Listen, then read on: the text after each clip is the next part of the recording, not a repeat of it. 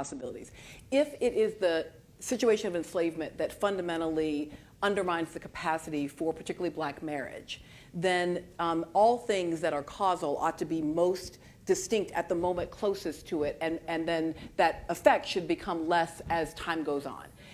And so one of the things that we know that happens immediately after the period of enslavement is one of the first things that people do in the context of freedom is to go find their spouses. So I think there is very little evidence that the system of enslavement actually has a destructive capacity on household creation, on heterosexual marriage, and on love bonds, because everything we see the freedmen do immediately after is all about the formation of families. It's the first thing many of them don't go look for. And in the context of slavery, there are women and men who sell themselves into slavery in order to be, I mean, just the shit we did for marriage and for love is kind of extraordinary. So if it were the slavery itself killing it. Now, the other thing is, I think there's something very dangerous that happens when we look at the violation of women's bodies, the theft of women's labor, and we say that the primary problem with it was that it emasculated men.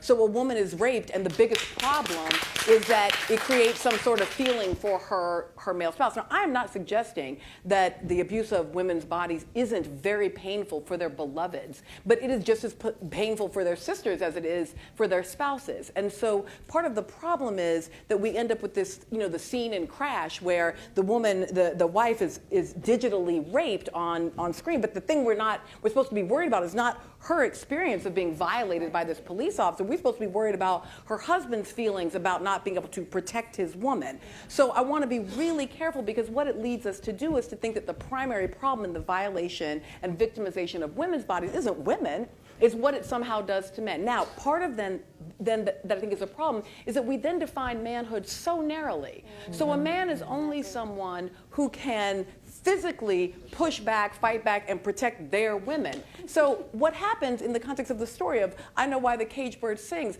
Maya Angelou as a little girl is violated and raped, but that is not why she stopped speaking. She stopped speaking because she tells her uncles. And her uncles go and murder her rapist. And she stopped speaking because she says, I believe that if I spoke, people died. So in this great desire to go out and protect their woman and do this thing and show their manhood, they violate her humanity by making her feel not only like a survivor of this horrifying sexual assault, but they almost take Maya Angelou's voice, not only from her, but from all of us for all of time, because they were all geeked up on their manhood and not worried about what an 8-year-old girl might have needed in that moment that wasn't about the perpetuation of additional violence. So if we continue to talk about the only thing that can give men their manhood is their capacity to do violence in the name of women who presumably belong to them because they are part of the same racial group, then we create an international system of violence. Now,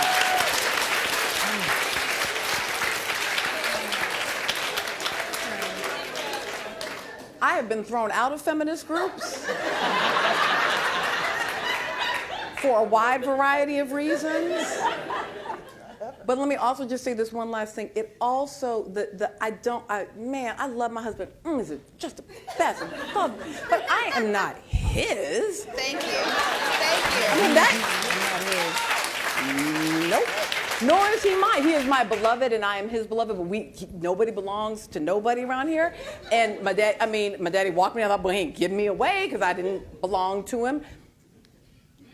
And let me just also suggest for a moment the ways in which, for some reason, we just think everybody in the context of slavery was heterosexual. Okay. And I presume that just as now there are same-gender loving men and women who are experiencing all kinds of the creation and building of family, that the same is true in the context of slavery and in Jim Crow and all throughout what will be the future of it. So just to say, I'm down with you, I hear you, and we're trying to think through all the questions of pain, but that we don't, in the creation of trying to work through that pain, make women less important, make us just tools of manhood, and encourage men to only think about manhood and masculinity as violence.